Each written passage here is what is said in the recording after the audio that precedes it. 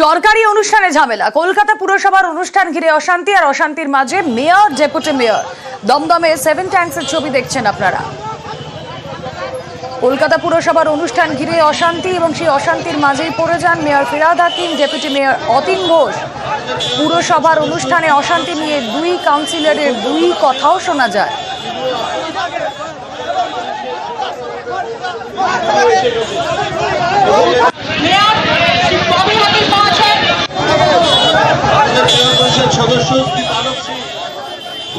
আমাদের কাউন্সিলর ওখানে একটা মিটিং করেছে, আমাদের মেয়র আসবেন বলে আমরা স্বাগত জানাবো।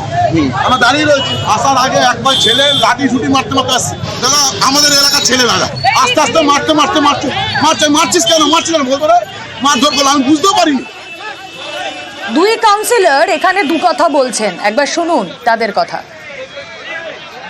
যারা মার খেয়েছে তারা প্রত্যেকে তৃণমূল, যারা মেরেছে তারা তৃণমূল কিনা আমি বলতে পারবো না। দেখুন, অনেককে দেখিয়ে দেখিয়ে মেরেছে, হতে পারে তারা প্রি প্ল্যান্ড আগে থেকে হয়তো ভেবেছে, পরিকল্পনা করেছে, করে হয়তো কে হিরো, কার ছেলে, কাকে মেরেছিল, থানাতে তো যেতেই হবে। যাকে যে মেরেছে সবাই আইডেন্টিফাই করে রেখেছে এবং আশা করব প্রশাসন সেই দায়িত্ব নিয়ে তাদেরকে আইডেন্টিফাই করবে। হ্যাঁ, মেয়র ছিলেন, মেয়র চেষ্টা করেছেন, মেয়রের দিক থেকে অনেক চেষ্টা করেছেন, মেয়র নিজে জানেন, আমরাও জানিয়েছি মেয়র।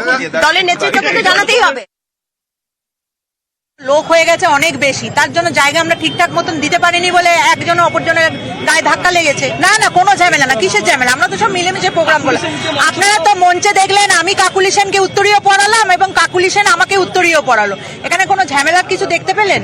আমরা তো সুষ্ঠুভাবে প্রোগ্রাম করলাম, না মাথা ফাটার কোনো ঘটনা এখানে হয়নি, কোনো অসুবিধা নেই। আমাদের আমরা একই বড় দুজন কাউন্সিলর, আমরা মিলেমিশেই চলি, সবসময় একসাথেই থাকি। নেতাকর্মীদের বার্তা দিলেন মেয়র ফিরহাদ হাকিম।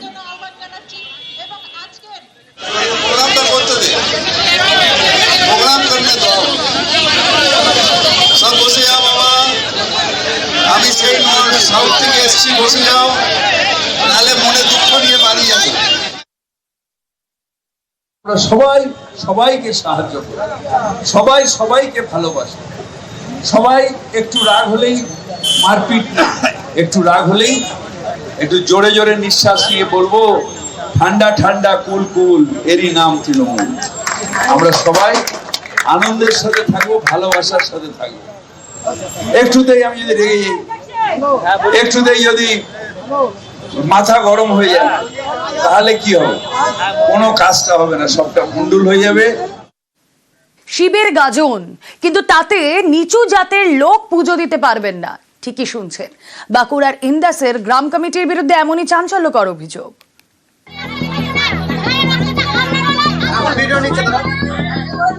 বাঁকুড়ার ইন্দাস ব্লকের বামুনিয়া, এখানে রয়েছে বহু পুরনো শিব মন্দির। 14 বছর পর এবার এই গ্রামে হবে শিবের গাজন। 2রা জুন থেকে 6ই জুন, এখনো অনেক দেরি, কিন্তু এখন থেকে জাতপাত নিয়ে মাতব্বরি শুরু। অভিযোগ, এই গাজনে পুজো দিতে বারণ করা হয়েছে একটি নির্দিষ্ট জাতের বাসিন্দাদের, কারণ তারা নাকি নিচু জাতের। সব মিলিয়ে 80টি পরিবারের উপর ফতোয়া জারি করা হয়েছে। গ্রাম কমিটির মাতব্বররা বলে দিয়েছেন এই 80টি পরিবারের সদস্য গাজনে পুজো দিতে পারবে না। মনসা পুজো, রথযাত্রা, আমরা সেখানে আমাদের বামনিয়া দাসপাড়া সেখানে সব অংশগ্রহণ করি, কিন্তু একমাত্র আমাদের যখন শিবের গাজন হয় সেই ক্ষেত্রেই আমাদেরকে বামনিয়া গ্রাম পরিষদ আমাদেরকে বঞ্চিত করছে। আমরা যদি হিন্দু ধর্মের মধ্যে পড়ি তাহলে তো আমাদের আজ 2025 সালে এই জাতিভেদ প্রথা কি আর রাখা যাবে? আমাদের যারা 3 পুরুষ 4 পুরুষ আগে যারা আমাদেরকে বলে গেছে যে এখানে শিবের গাজনে সবাই সবকিছু করতে পারবে, কিন্তু দাসেদের বার করা নিষেধ আছে, তারা করতে পারবে না, বাকি সব পারবে। ধর্মবিদ্বেষী কাজ চলবে না বা আমরা বরদাস্ত করব না, তাতে আইন বলুন প্রশাসন বলুন, আমরা কিন্তু মানব না। 80টি পরিবারের প্রশ্ন, তারা গ্রামের বিভিন্ন অনুষ্ঠানে যোগ দেন, চাঁদাও দেন, তাহলে শিবের গাজনে কেন পুজো দিতে বারণ করা হচ্ছে? বিচার চেয়ে তারা পঞ্চায়েত সমিতির দ্বারস্থ হয়েছেন। তো বিষয়টি তো আমরা জানতাম না, বিষয়টি আমরা এই প্রথম আমরা জানতে পারলাম। সেই জন্য বামনিয়াতে যে গ্রাম্য পরিষদ আছে তাদের কাছ থেকে আমরা এই বিষয়ে তাদের বক্তব্য শুনবো, এই নিয়ে তাদেরকেও ডেকে পাঠিয়েছি। অফিসে বিডিও সাহেব থাকছেন, আমরা বিষয়টি শুনে তাদের মতামত নিয়ে আমরা যাতে সলিউশন হয় তার চেষ্টা করব। নদিয়ার কালীগঞ্জ, সম্প্রতি এখানেও জাতপাত নিয়ে দাদাগিরি করার অভিযোগ ওঠে। নিচু জাতির তকমা সেটে শিব মন্দিরে পুজো দিতে মানা করা হয়। এর জলগড়ায় কলকাতা হাইকোর্টে আদালতের নির্দেশে শেষমেশ 300 বছর পর মন্দিরে পুজো দেওয়ার অধিকার পায় কালীগঞ্জের 150টি পরিবার। এবার বাঁকুড়ার ইন্দাসে বিচারের অপেক্ষায় 80টি পরিবার। বাঁকুড়া থেকে দেবব্রত মণ্ডল, নিউজ 18 বাংলা। কোচবিহারের শীতলকুচিতে নতুন ব্রিজ, বুড়াধরলা নদীর ব্রিজ মাস 6 আগে ভেঙে পড়ে, আর তারপর সেই খবরের ইম্প্যাক্ট দেখুন নিউজ 18 বাংলায়।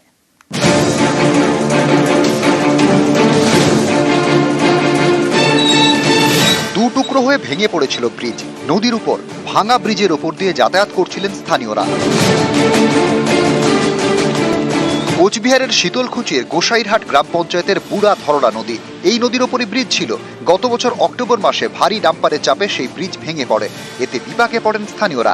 সেই খবর দেখায় নিউজ 18 বাংলা। খবরের জেরে এবার তৈরি হচ্ছে নতুন ব্রিজ।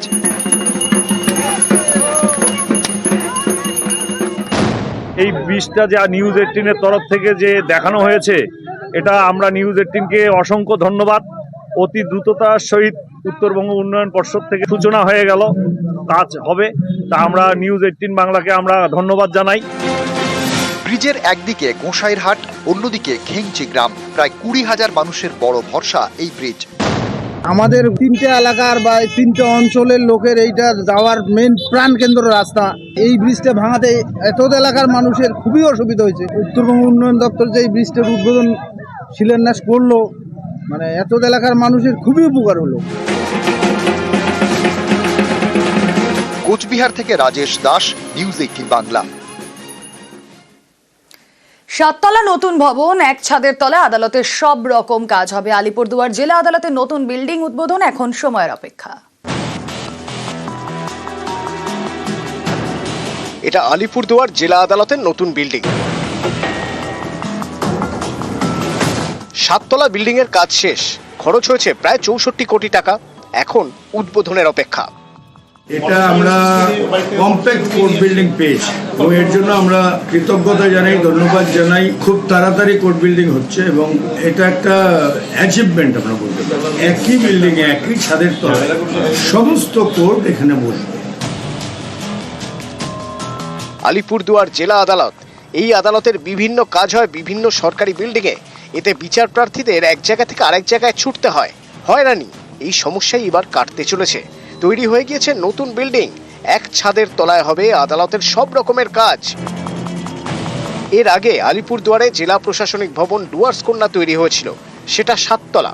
আলিপুরদুয়ার জেলায় দ্বিতীয় 7 তলা বিল্ডিং হচ্ছে এই নয়া আদালত ভবন। এইটাকে আমি অভিনন্দন জানাচ্ছি। আলিপুরদুয়ারের মতো জেলায় যে বিল্ডিংটা এখানে তৈরি হয়েছে, এটা দেখার মতো বিল্ডিং হয়েছে। আলিপুরদুয়ারের পাশের জেলা জলপাইগুড়ি, এখানেও তৈরি হচ্ছে আদালত ভবন। জলপাইগুড়ি শহরের কাছে পাহাড়পুর, এখানে 40 একর জমির উপর কলকাতা হাইকোর্টের স্থায়ী সার্কিট বেঞ্চ তৈরি হচ্ছে। এর জন্য বরাদ্দ করা হচ্ছে 377 কোটি টাকা। 5 তলা ভবনে প্রধান বিচারপতি সহ অন্য বিচারপতির অফিস এবং এজলাস থাকবে।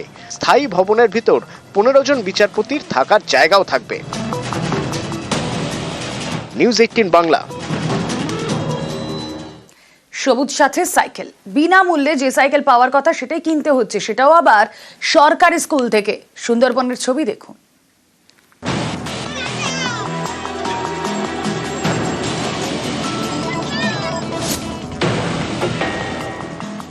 পড়ুয়াদের সুবিধার জন্য বিনামূল্যে সাইকেল দেয় রাজ্য সরকার। সবুজ সাথীর সাইকেল। সুন্দরবনের সরকারি স্কুলে এই বিনামূল্যের সাইকেলই কিনতে হচ্ছে। দক্ষিণ 24 পরগনার সুন্দরবনের পাঁচুয়াখালী হাই স্কুল। কুলতলির এই স্কুলেই সবুজ সাথী প্রকল্পের সাইকেল পেতে টাকা দিতে হচ্ছে। পড়ুয়াদের থেকে নেওয়া হচ্ছে 100 টাকা করে। সাইকেল নিয়ে যাচ্ছ, কত টাকা নিলে? 100 টাকা। কোন স্কুল থেকে? পাঁচুয়াখালী হাই স্কুল। প্রশ্ন কি করবো, হেড স্যার চেয়েছে আর উনি প্রতি বছর নেয়, কারণ আমরা নিয়েছি, আমরা জানি 100 টাকা করে নেয়, এর জন্য আবার কি প্রশ্ন করবো। কি পারপাসে নিচ্ছে তাও বলে না? কোনো কাগজ দিয়েছে? না, কোনো কিছু দেয়নি, মানে 100 টাকা 1 কপি ফটো নিয়েছে। টাকাটা কি জন্য নিয়েছে স্যার জানে। সাইকেল তো ফ্রিতে দেয়, তাহলে টাকা দিয়ে নিলেন কেন? কি জন্য টাকা নিয়ে যায় না? ফ্রিতে তো দেয় সাইকেল। ফ্রিতে দেয় কি জানি দেয় সেটা স্যারেরা জানে, টাকা না দিলে সাইকেল দেয়। প্রধান শিক্ষক মেনেও নিয়েছেন এভাবে টাকা নেওয়ার নিয়ম নেই, তাহলে নিচ্ছেন কেন? আমরা সিদ্ধান্ত নিয়েছি এইভাবেই যে আমাদের গাড়ি খরচ করে এই যে জিনিসটা নিয়ে যেতে হয়, এই খরচটা বাঁচাতে গেলে স্কুলের তেমনি আমরা ফিজ অনেক কম নেই অন্যান্য শহর বা অন্যান্য জায়গার ক্ষেত্রে, এই না হলে আমরা পেরে উঠছি না, সেই জন্য আমরা নিই। সরকারের দুর্নীতি হতে হতে এমন জায়গায় পৌঁছে গেছে যে স্কুলকে 100 টাকা করে নিতে হচ্ছে। পশ্চিমবঙ্গ সরকার দেনায় ডুবে গেছে, সেজন্য কি 100 টাকা করে নিয়ে ছাত্রদের এই টাকা পূরণ করবে? প্রাতিষ্ঠানিক দুর্নীতির আখড়া, দুর্নীতিদের সংগঠিত শক্তি হচ্ছে তৃণমূল। মানুষ অতিষ্ঠ হয়ে উঠেছে, মানুষ আর নিতে পারছে না এদেরকে। আমি প্রথমেই আপনাদের মাধ্যমে শুনলাম বিষয়টা, আমি খবর নিয়ে জানবো এবং যাতে করে না টাকা নেওয়া হয় এবং যাদের কাছ থেকে যদি নিয়ে থাকে তাদের টাকাটা যাতে ফেরত করে দেয়, তার জন্য আমরা স্কুল কর্তৃপক্ষ এবং আমি এসআই, স্কুল অফ এসআই বা বিডিও সাহেবকে বলবো। কয়েকদিন আগে দক্ষিণ দিনাজপুরের গঙ্গারামপুরের হাটে সবুজ সাথী সাইকেল বিক্রি হতে দেখা গিয়েছে। এবার সুন্দরবনের স্কুল থেকে বিক্রি করা হচ্ছে বিনামূল্যের সবুজ সাথীর সাইকেল। দক্ষিণ 24 পরগনা থেকে অর্পণ মণ্ডল, নিউজ 18 বাংলা।